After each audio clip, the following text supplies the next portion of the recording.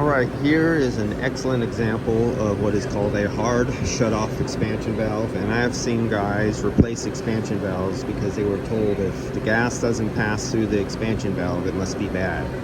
Well, I have the nitrogen tank on, I have the nitrogen tank open, I have the pressure of the nitrogen open, I have the high side open, I have the low side closed so you can read.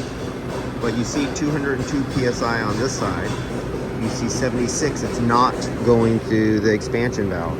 That is a hard shut-off expansion valve.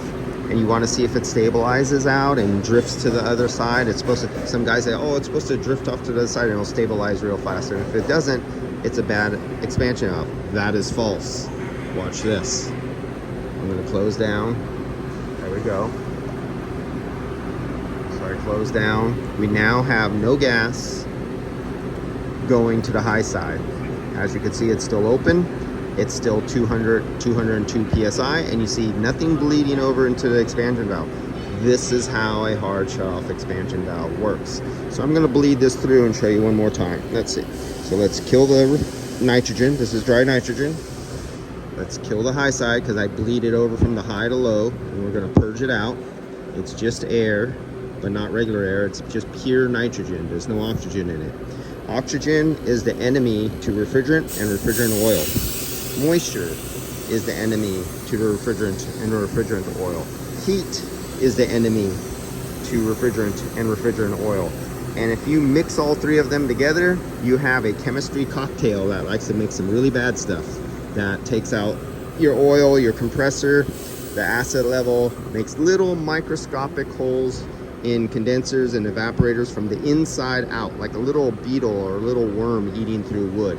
So what you just experienced here was the high side, now that I lowered the low side, all went through the expansion valve because there's a spring and there's back pressure inside there and a ball valve and the valve on top that has the diaphragm and spring has spring pressure and the refrigerant pressure, and it allows it, once it went down, it allowed it to go over. So let's do this again. I'm going to close the low side, closed. I'm going to keep this open. We just bled out of it, but I'm going to open the high side, and we're only going to push 200 psi through the high side only.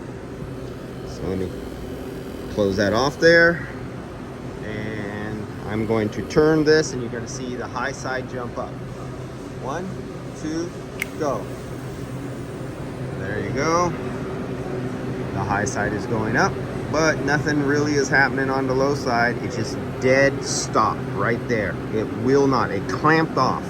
It literally shut down and will not allow any more nitrogen to travel through the expansion valve to the outside. Hard shut-off expansion valve. See you guys. Stop condemning them and telling them customers they're bad, and then that's not the problem. That happens a lot. Too much. It's been happening since my dad was young. It's been happening since I started over 40 years ago, and to this day it's still happening today. There's no reason for that. See you guys.